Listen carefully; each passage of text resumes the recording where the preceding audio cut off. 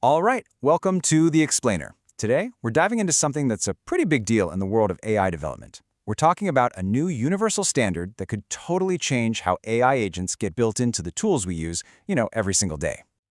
Okay, so here's the tech brief. There's a new standard protocol for the Codex AI agent, and honestly, it's a game changer. The whole idea here is to create one single, universal language, one that makes it way, way simpler for developers everywhere to build some really powerful AI tools. So, what's at the core of all this? Well, it's a single unified platform called the App Server. And from now on, this is going to be the standard connection point for any application that wants to use the Codex AI agent.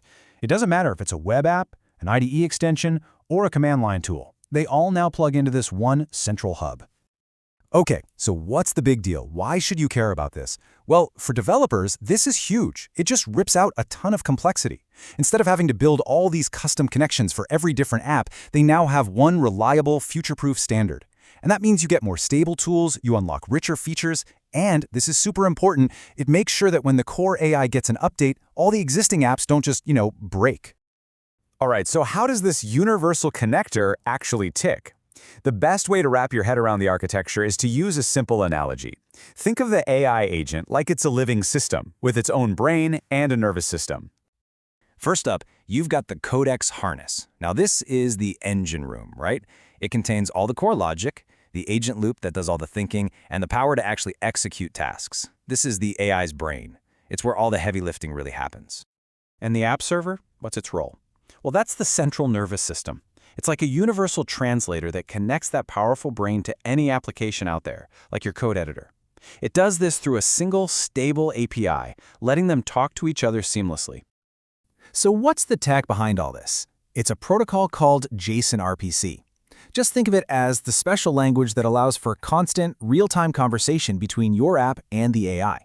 This is the magic that enables those really rich interactive experiences, like seeing the agent's thought process or watching code edit stream in live, instead of just sitting there waiting for a final answer. Okay, to make all these complex back-and-forth interactions work without a hitch, the app server uses a really simple but powerful language. It's built on just 3 core concepts, or as they call them, primitives. First, you have the thread. This is basically the container for the entire conversation. Think of it like a saved chat history that you can pause, come back to later, or even copy. It's the big picture, the thing that holds everything together from the very beginning to the very end. Then, inside that thread, you have multiple turns. So what's a turn? It's one complete cycle of work. You give the agent a prompt, it goes off and processes your request, and then it gives you a final output. That whole sequence, that's one single turn.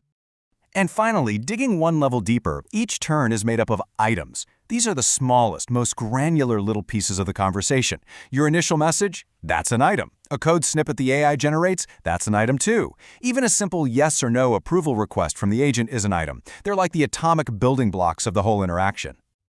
And this is where it all comes together. This slide really shows how these primitives create this clean, trackable workflow. So you, the user, give it some input, right? That kicks off a new turn. Your prompt becomes the very first item. Then the agent gets to work and it starts producing more items as it thinks. Maybe it calls a tool, maybe it generates some code. Finally, the agent delivers its final message, which is the last item, and boom, the turn is complete. Every single interaction follows this super logical, structured path. So the real power of having a standard like this is its incredible flexibility. I mean, it's designed from the ground up to deliver a consistent, high-quality AI experience absolutely everywhere a developer does their work. For instance, you can integrate it directly into your local development environment, your IDE, as an extension. It brings the AI right into your coding workflow where you need it most.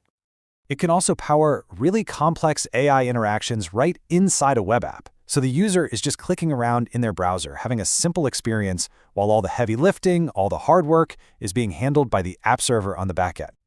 And get this, it can even drive the command line interface. For more advanced users, this unlocks some incredibly powerful scripting and automation possibilities. See? One standard, many surfaces. So, let's bring it back to the developers building with Codex. What does all this mean for them? Well, this standardization basically creates a recommended path. It really simplifies how they choose to plug the AI into their projects. Now sure, there are other more limited ways to integrate the AI for some niche automation tasks, but the message here is crystal clear. The app server is the main event. It's the primary, recommended standard. It is the official path if you want to build those rich, interactive experiences and use the full power of the Codex Harness. And this quote right here, it really seals the deal.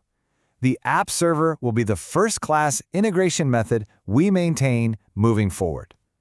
This tells you it isn't just some temporary fix. No, this is the official, future-proof way to build tools with Codex. They're all in on this standard for the long haul. So, look, the key takeaway here is way bigger than just a new API. By standardizing that connection layer, that nervous system we were talking about, the barrier to entry for creating powerful, custom AI tools has just been lowered, a lot, for developers everywhere. And that leaves us with a final and pretty exciting thought. When you smooth away all that friction of AI integration, you just open up a world of possibilities. So the question is, what does this new level of accessibility unlock for the future of software development? What kind of amazing tools, things we can't even imagine today, are going to be built tomorrow because of this?